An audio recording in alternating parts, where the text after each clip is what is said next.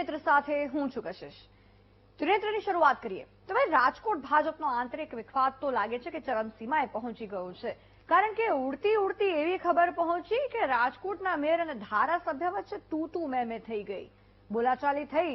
એનું કારણ પણ શું છે ખબર છે? માત્ર એક આમંત્રણ પત્રિકા, એકે બીજાની રાવ ખાધી અને થઈ ગઈ તું મેં। શું છે સમગ્ર મામલો, આવો જણાવીએ।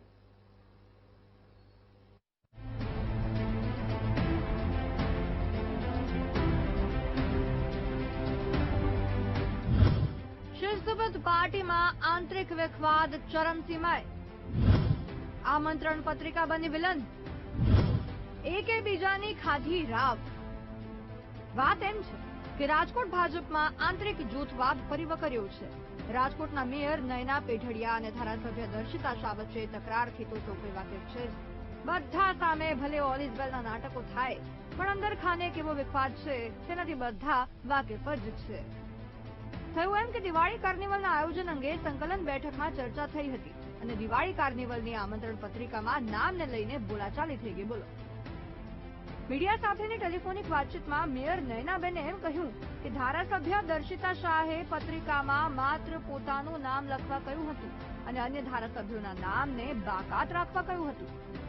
જ્યારે ધારાસભ્ય આ વાત કહી રહ્યા હતા ત્યારે મેયર વચ્ચે પડ્યા અને પછી તુકારો થઈ ગયો, એટલે મામલો વધુ ગરમાયો। હવે સવાલ એ જ થાય કે ભાઈ કાર્યક્રમ રાજકોટ શહેરનો છે, છતાં ધારાસભ્યએ કે મારું જ નામ લખો એમ કહ્યું। રાજકોટના રાજમાતાને આટલો પાવર કોના પાવરથી આવ્યો છે એ મોટો સવાલ છે।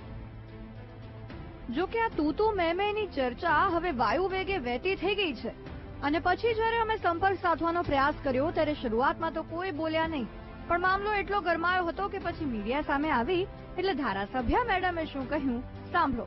કોઈ વાત નથી, કોઈ વિવાદ નથી, કોઈ વિષય નથી, નમસ્તે। કોઈ વાત નથી, કોઈ વિવાદ નથી, કોઈ વિષય નથી, નમસ્તે। કોઈ ઝઘડો નથી, કોઈ વિવાદ નથી, નમસ્તે।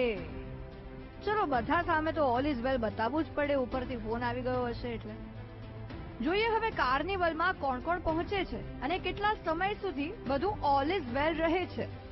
શનિ મયડ, વીટીવી ન્યૂઝ, રાજકોટ। ભાજપને પોતાના